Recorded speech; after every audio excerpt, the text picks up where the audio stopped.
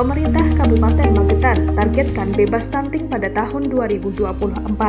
Hal ini disampaikan langsung oleh Kepala Dinas Kesehatan Kabupaten Magetan, Dr. Rohmat Hidayat. Itu disampaikan saat ditemui di kantornya Senin 13 Maret 2023. Dikatakan Rohmat Hidayat bahwa kasus stunting di Kabupaten Magetan terus berkurang dengan signifikan.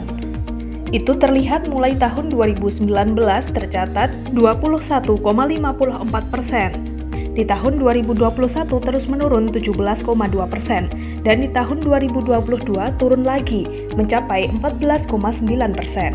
Sampai saat ini angka kasus stunting di Kabupaten Magetan masih stabil, bahkan selama pandemi pun tidak terjadi penambahan kasus. Rohmat Hidayat menambahkan secara hitungan rumus nasional, kasus stunting di Kabupaten Magetan tergolong sangat rendah. Untuk Magetan berdasarkan kegiatan bulan timbang yang dilakukan setiap Februari dan Agustus, kita sudah di angka 14,9% tambahnya.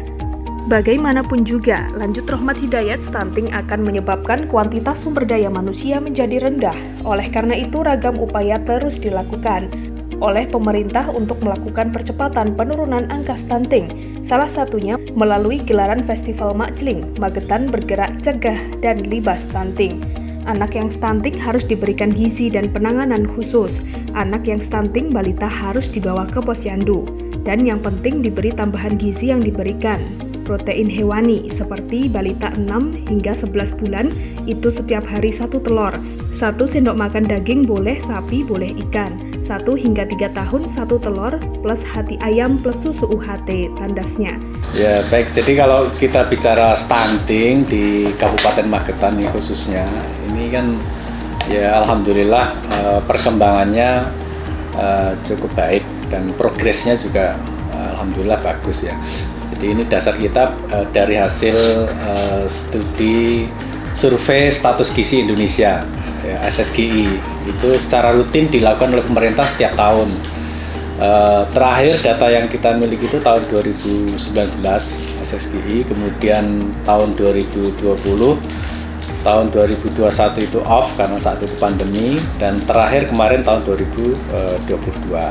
Kalau sosialisasi ya tentunya kita melakukan sosialisasi karena ini.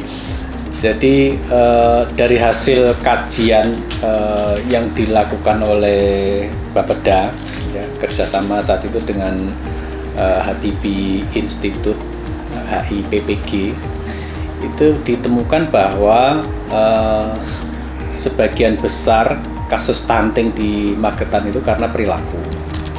Ya, karena perilaku. Jadi ketidaktahuan masyarakat tentang bagaimana memberikan konsumsi yang benar terhadap balitanya, terutama pemberian MPASI. Jadi makanan pendamping ASI itu diberikan mulai usia 6 bulan. Setelah ASI eksklusif 6 bulan, setelah 6 bulan bayi itu mulai diberikan MPASI. Lah, pengetahuan ibu-ibunya atau keluarga yang merawat balita tentang bagaimana pemberian MPASI yang benar itu bagaimana itu yang masih banyak masyarakat yang tidak mengetahui, sehingga dari hasil stuntingnya ya paling besar karena itu kesalahan dalam memberikan MPASI, dan hanya kecil angkanya itu yang disebabkan karena kemiskinan. Jadi memang karena tidak ada yang dimakan. Jadi yang paling penting dari stunting itu kan pemberian protein hewani setiap hari kepada balitanya. Kita mendeteksi sebelum orang balita itu stunting itu kan ada tanda-tanda awal yang bisa kita deteksi. Apa tandanya? Tidak adanya kenaikan berat badan.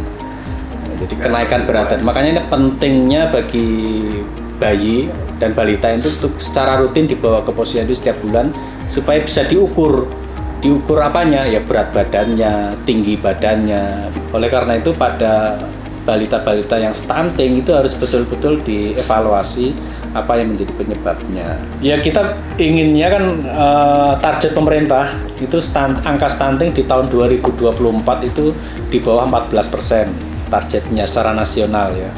Nah di Magetan sendiri saat ini berdasarkan SSGI tahun 2022 kemarin itu sudah di angka 14,9%. Jadi kalau ini kita bandingkan tahun 2020 saat terakhir dilakukan SSG itu di angka 17 saat itu. Di 2022 kemarin kita sudah 14%. Jadi secara di rata-rata setiap tahun kita berkurang sekitar 2-3%. Jadi ya, tapi harapan kita ya stunting itu bisa 0% lah. Karena kan akibat dari stunting itu kan menyebabkan si anak itu nanti dewasanya itu akan tingkat kecerdasannya akan berkurang. Jadi begini, dari hasil penelitian yang dilakukan oleh Habibie Institute itu diketemukan bahwa anak yang stunting itu nilai IQ-nya itu bisa turun sampai 30 sampai 50 poin IQ. Jadi kalau misalnya normal IQ-nya itu 100 misalnya, kalau dia stunting itu nanti bisa tinggal 50. Anang Sastro, Magetan, JKTV.